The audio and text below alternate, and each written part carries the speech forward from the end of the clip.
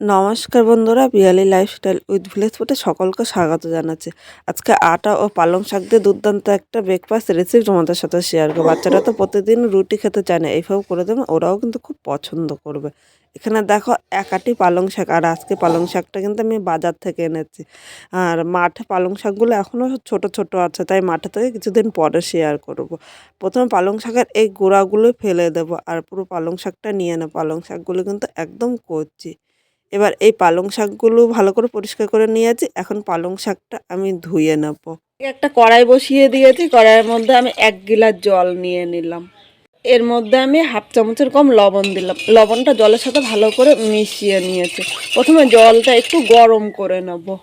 বন্ধুরা, এখানে জলটা গরম হয়ে গিয়েছে। এবার পালং শাকগুলো এর মধ্যে আমি নিয়ে নিলাম। এখানে আমি সব পালং শাক নিয়েছি, আর পালং শাকটা তোমরা বুঝে নেবে, যতটা লাগবে সেই হিসেবেই নিয়ে নেবে। এখন আমি পালং শাকটা জলের সাথে মিশিয়ে নিলাম। আর ঢাকা দেবো না, ঢাকা দিলে কিন্তু পালং শাকের কালারটা নষ্ট হবে। আজকে পালং শাকের এই পাতার সবুজ কালারটা ঠিক রেখে কিন্তু আমি করব। এবার জলটা ভালো করে ফুটিয়ে নিতে হবে। আর তোমরা কাঁচাও করতে পারো, কিন্তু কাঁচা পালং শাকটা যদি আমি করি তাহলে তিতকুড়া ভাপ আসে। এর জন্য একটু ভাপিয়ে নিলে সে তিতকুড়া ভাবটা কিন্তু আর থাকবে না। এবার 2 থেকে 3 মিনিট আমি জলটা শুধু ফুটিয়ে নেব। এখানে দেখো পালং শাকটা ফুটিয়ে নিয়েছি। এবার পালং শাকটা এভাবে ছেঁকে আমি তুলে নেব, আর তুলে সাথে সাথে ঠান্ডা জলে দিয়ে দেবো। এখন কিন্তু ঘরে থাকা রুম টেম্পারেচার জলের মধ্যে আমি নিয়েছি, ইচ্ছে করলে তোমরা বরফ জলে নিতে পারো। এইভাবে নিলে পালং শাকের যে পাতার সবুজ কালার অংশটা, মানে সবুজ কালারটা নষ্ট হবে না, সুন্দর থাকবে। 5 মিনিট পর এই পালং শাকগুলো এইভাবে আমি ছেঁকে নিলাম। দেখো, এইভাবে 1 মিনিট রেখে দিলে কিন্তু জলটা পড়ে যাবে। আর এর সাইডে আমি একটা মিক্সচারে বাটি নিয়ে নিয়েছি, এর মধ্যেই পালং শাকের পাতাগুলো আমি নিয়ে নিলাম। আজকে খুব সাধারণভাবে তোমাদের সাথে দেখাচ্ছি, খুব ভালো লাগবে। আর এইভাবে করে দিলে বাচ্চারা খুব পছন্দ করবে। এবার এই পালং শাকটা একটু স্পাইসি হওয়ার জন্য এখানে 2টো কাঁচা লঙ্কা নিয়েছি, এর সাথে 1 কোয়া আদা নিলাম, আর ধনেপাতা নিয়েছি। যারা ধনেপাতা পছন্দ করো না স্কিপ করো, কিন্তু আমার মনে হয় এখন ধনেপাতা খুব সহজে পাওয়া যায়, আর ধনেপাতার গন্ধটা আমার কাছে খুব ভালো লাগে। এবার এখানে জল দেব না, জল ছাড়া একসাথে আমি মিক্স করে নিয়ে আসছি। এখানে পালং শাকটা একদম মিহি করে পেস্ট করে নিয়েছি। এবার এই বাটিটা এক সাইডে রেখে দিলাম। এখানে একটা পাত্র নিয়ে নিলাম। এখানে দেখো এই বাটি নিয়েছি, এই বাটির মাপেই আমি সব কিছু নেব। 1 বাটি আমি ময়দা নিয়েছি, আর শুধু ময়দা দিয়ে করব না, তোমরা ইচ্ছা করলে শুধু ময়দা দিয়েও কিন্তু করতে পারো। 1 বাটি আমি আটা নিয়েছি, আটা ও ময়দা দিয়ে করব। তোমরা শুধু আটা বা শুধু ময়দা দিয়েও করতে পারো। শুধু আটা দিয়ে করলে কিন্তু আমাদের সবচেয়ে শরীরের পক্ষে ভালো হয়, আর ময়দাটা কিন্তু খাওয়া ভালো না, তাই আমি সামান্য একটু ময়দা নিয়েছি। এবার এখানে স্বাদ অনুযায়ী লবণ নিলাম। 2 চামচ সাদা তেল নিয়ে নিলাম। এই তেলের পরিবর্তে তোমরা বাটার বা ঘিও নিয়ে নিতে পারো। এবার প্রথমে শুকনো উপকরণগুলো ভালো করে মিশিয়ে নিতে হবে, নাহলে কিন্তু পালং শাকের পেস্টটা দেওয়ার পর শুকনো উপকরণ মানে লবণ ধরো এক জায়গায় থাকলো, তখন মুখে পড়লে কিন্তু খেতে ততটা ভালো লাগবে না। সব কিছু ভালো করে মেশানো হয়ে গিয়েছে। এবার এখানে যে পালং শাকের পেস্টটা করে রেখেছিলাম এর মধ্যে আমি নিয়ে নিলাম। বাটির থেকে হাত দিয়ে ভালো করে পরিষ্কার করে পেস্টগুলো নিলাম। আর এর মধ্যে আমি জল দেব না, এই পালং শাকের পেস্ট দিয়ে কিন্তু আমি এই আটা ময়দাটা মেখে নেব। বন্ধুরা, এখানে দেখো আমার কিন্তু পালং শাকের এই পেস্টটা দিয়ে মাখা হয়নি, এখানে সামান্য একটু জল লাগবে, তাই এই বাটির মধ্যে অনেকটা পালং শাকের পেস্ট লেগে আছে। বাটিটা ধুয়ে আমি অল্প অল্প করে জল নেব, একসাথে বেশি জল নেব না। কিন্তু আমরা নর্মালি রুটি করার জন্য যেরকম আটা মাখি সেরকম করে আমি মেখে নেব, খুব বেশি শক্ত বা খুব বেশি নরম করব না। এখানে ময়দাটা মাখা হয়েছে, দেখো খুব বেশি শক্ত বা খুব বেশি কিন্তু নরম করিনি। আর এই একটা ডো দিয়েই কিন্তু তোমরা রুটি, পরোটা বা লুচি সব কিছু কিন্তু করতে পারো। এবার এই ময়দাটা মাখার সাথে সাথে কিন্তু তোমরা করবে না, অবশ্য 15 থেকে 20 মিনিট রেস্টে রাখবে। এইভাবে আমি 15 মিনিট রেখে দেবো। 15 মিনিট পর ঢাকনিটা তুলে নিলাম। আর তোমাদের হাতে যদি সময় বেশি থাকে তাহলে আর একটুখানি কিন্তু রেখে দিতে পারো, কারণ রেখে দিলে কিন্তু এই মাখাটা অনেকটাই নরম হবে। দেখো 15 মিনিট অনেকটাই কিন্তু নরম হয়েছে। আর একবার আমি এইভাবে মেখে নিলাম। আর যত মাখা সুন্দর হবে ততই কিন্তু পরোটা বা লুচি, রুটি ফুলবে সুন্দর। এবার এটা আমি লেচি কেটে নেব, খুব বেশি বড় বা খুব বেশি কিন্তু ছোট লেচি কাটবো না, মাঝারি সাইজের মানে রুটির থেকে সামান্য একটু ছোট করে লেচি কেটে নিলাম।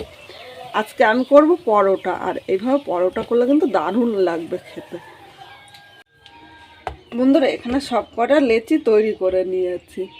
এইটা এক সাইডে রেখে একটা চপার নিলাম। এই চপার উপরে বেলতে গেলে কিন্তু চপারটা অনেক সময় দেখা যায় নড়ে, তাই নিচে আমি এরকম একটা কাপড় পেতে এই চপারটা বসিয়ে দিলাম, তাহলে চপারটা কিন্তু আর নড়বে না। তোমরা শুধু আটা বা শুধু ময়দা দিয়েও বেলতে পারো বা তেল দিয়েও বেলে নিতে পারো। এখানে আমি সামান্য একটু আটা নিয়ে নিলাম, আটা দিয়ে বেলছি, কারণ যতটা পারবো আমি কম তেলে যে কোনো রান্না তোমাদের সাথে শেয়ার করবো। প্রথমে আমি তেকোনাটা বেলে দেখাবো, এরপর আমি চৌকো বেলে দেখাবো, আর গোলটা তো তোমরা নর্মালি সবাই পারো, তাই আমি প্রথমে দেখো কী করে আমি তেকোনাটা আমি বেলছি সেটা একটু দেখাচ্ছি। প্রথমে এরকম ভাঁজ করে নিলাম, এই দেখো কোনো জল কিন্তু আমি দেব না, আমি এইভাবে হাত দিয়ে চাপ দিয়ে নিলাম। এবার এইদিকে একটা এইভাবে বেলে দিলে কিন্তু খুব সহজেই তোমরা করে নিতে পারো, একদম তেকোনা মতো। যার যেরকম ভালো লাগে সে সেরকমভাবে কিন্তু করে নেবে। এরপরে আমি কিভাবে চৌকো করে সেটাও তোমাদের সাথে দেখাবো। যেরকম মোটা বা পাতলা আমি মিডিয়াম করে বেলে নিচ্ছি, খুব বেশি মোটা বা খুব বেশি পাতলা কিন্তু আমি বেলবো না। দেখো একদম ত্রিভুজের মতো কিন্তু তেকোনা করা হয়ে গেল। এরপরে আমি তোমাদের চৌকো দেখাচ্ছি করে, এবার আমি চৌকো দেখাবো। আবারও সামান্য একটু আটা নিলাম, আর আটা ছাড়া বেলতে কিন্তু খুব অসুবিধা হয়। এবার এইভাবে একটুখানি বেলে নিচ্ছি। প্রথমে যেরকম গোল রুটি করা সেরকমই কিন্তু গোল রুটি করে নিতে হবে, খুব সহজে একবার দেখলেই তোমরা করে নিতে পারবে। অনেকে ভাবে যে চৌকো রুটি করতে গেলে যে কেটে নিতে হবে, কিন্তু না, তোমাদের খুব সহজভাবে দেখাচ্ছি, খুব সহজেই তোমরা করে নিতে পারবে। দেখো নর্মালি একটা রুটির মতো করে নিলাম, এবার দুই পাশটা এইভাবে আমি করে নিচ্ছি।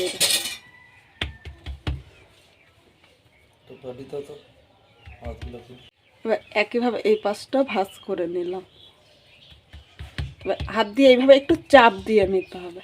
এই দেখো চৌকো সাইজ হয়ে গেল। এবার এটা আমি বেলে নিচ্ছি। খুব সহজে কিন্তু চৌকো সাইজ করে নিতে পারো, তোমাদের যেটা সুবিধা, গোল বা ত্রিভুজের মতো বা এরকম করে চৌকো সাইজ করে নিতে পারো। বন্ধুরা এই দেখো একদম চৌকো সাইজ হয়ে গেল, কিন্তু তোমাদের যেরকম সুবিধা হয় সেরকমই কিন্তু করে নিতে পারো। এবার চলো এটা আমি ভাজবো। এদিকে একটা তাওয়া বসিয়ে দিয়েছি, তাওয়াটা আগে থেকে গরম করে নিয়েছি। প্রথমে আমি তেল দেবো না, যতটা পারবো তোমার সাথে কম তেল মশলায় কিন্তু আমি বলেছি শেয়ার করব। এখানে প্রথমে আমি রুটিটা হালকা ভেজে নেব।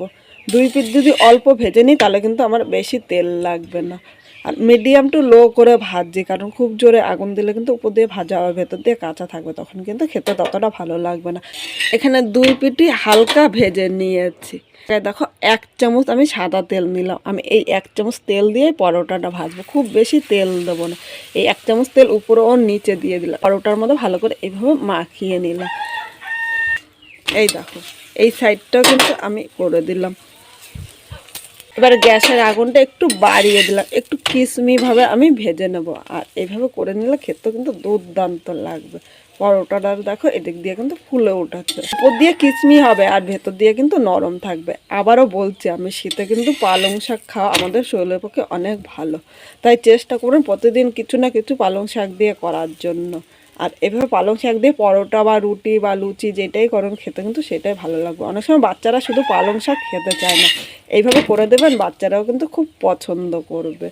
এটা আমার দেখো তেকোনাটা ভাজা হয়ে গিয়েছে, আর উপরটা এতটা কিসমি হয়েছে, ভেতরে ততটাই কিন্তু নরম থাকে, খেতে কিন্তু দুর্দান্ত লাগে। এবার একইভাবে এই চৌকোটাও আমি ভেজে নেব। বন্ধুরা গোল, চৌকো ও তিকোনা তিনটেই আমি করেছি, তোমাদের যেটা ভালো লাগে সেটাই করবে। আর দেখো ভাজা যত সুন্দর হবে এটা খেতে কিন্তু ততটা ভালো লাগবে। মিডিয়াম টু হাই আগুনে এভাবে উপরটা কিসমি করে ভাজলাম, তাহলে কিন্তু দারুণ লাগে। এরকম কিসমি থাকে আর ভেতরে কিন্তু ততটাই নরম থাকে। এখানে আমার সব পরোটা ভাজা হয়ে গিয়েছে, আর এটা দেখতে যতটা সুন্দর হয়েছে খেতে কিন্তু ততটাই লোভনীয়। বাচ্চারা রুটি খেতে চায় না বা পালং শাক খেতে চায় না, এইভাবে করে দিলে বাচ্চারাও কিন্তু খুব পছন্দ করবে। অবশ্যই তোমরা বাড়িতে এইভাবে একবার ট্রাই করো, আর এইভাবে করলে খেতে কিন্তু দুর্দান্ত লাগে। আমি আজকে যেইভাবে করলাম তোমরা বাড়িতে সেইভাবে করলে অবশ্যই কমেন্ট করে জানিও খেতে কীরকম হয়েছে। ছিঁড়ে তোমাদের দেখাচ্ছে, উপরেটা খুব গরম, সবার শেষে করা হয়েছে। আমি নিচের থেকে একটা পরোটা তুলে নিলাম। এই দেখো যেগুলো চৌকো করেছে সেইটাই তোমরা দেখো, এই দেখো চৌকোটাও কিন্তু দারুণ লাগছে, আর ভেতরে কিন্তু একদম পকেটের মতো ফুলেছে। মাঝখান থেকে ছিঁড়ে নিচ্ছি, একদম নরম হয়ে গিয়েছে, আর ভেতরটা দেখো একদম কিন্তু পকেটের মতো হয়েছে। এই দেখো দুই পাশটা আমি তোমাদের দেখিয়ে দিলাম। এটা করে তোমরা ঘুগনি বা ডিমের কারি বা মাংস দিয়েও খেতে পারো।